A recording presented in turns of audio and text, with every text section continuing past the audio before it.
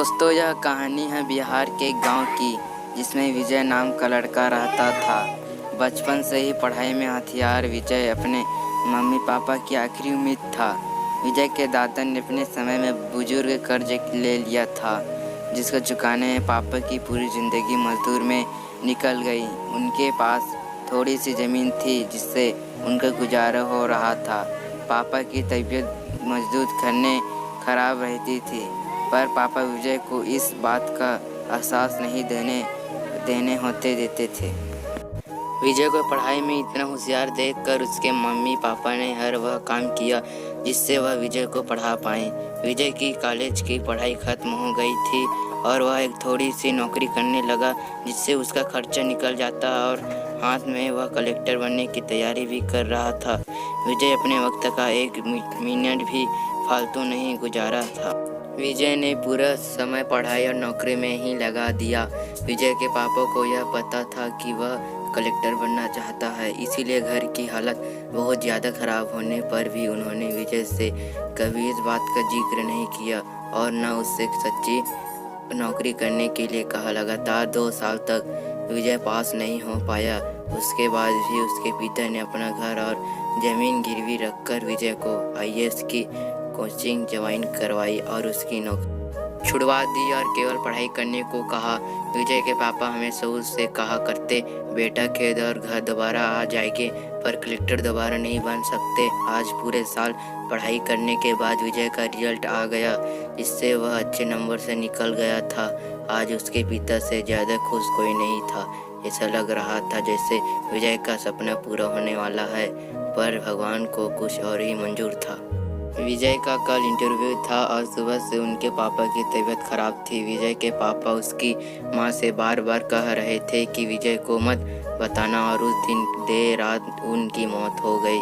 अब एक मां जिंदगी गोद में उसका पति गुजर गया और वह अपने दर्द को भुलाकर अपने बेटे की जिंदगी के बारे में सोच रही थी। मां ने पड़ोसियों तक को इस बात का एहसास नहीं होने दिया कि उसका पति अब नहीं रहा।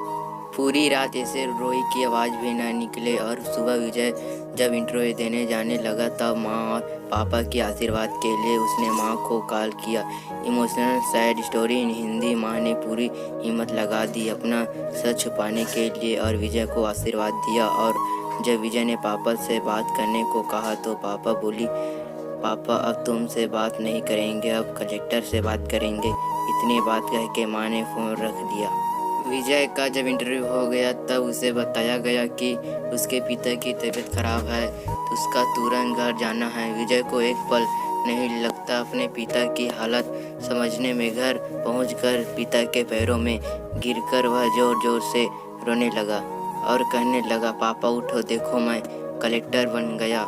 आज उससे पिता को वह खुशी मिली थी जिसका उनको वर्षों से इंतजार था, पर आज वह इस दुनिया में नहीं थे। भगवान विजय के पिता की ज़िंदगी में खुश लिखना ही भूल गए थे। पहले वह अपने पिता के कर्ज में ज़िंदगी भर मजदूरी करते रहे और फिर बेटे के सपनों में फिर घर और ज़मीन गिरवी रखनी पड़ी। वह ज़िंदगी में कर्ज लेकर आए और कर्ज लेकर चले गए। विजय के पिता को भले ही ज़िंदगी में कुछ हासिल न हुआ तो पर वह अपने लड़के को इस काबिल बना गए कि वह अपनी 7 पुरुषों को बैठे बैठे खिला पाए।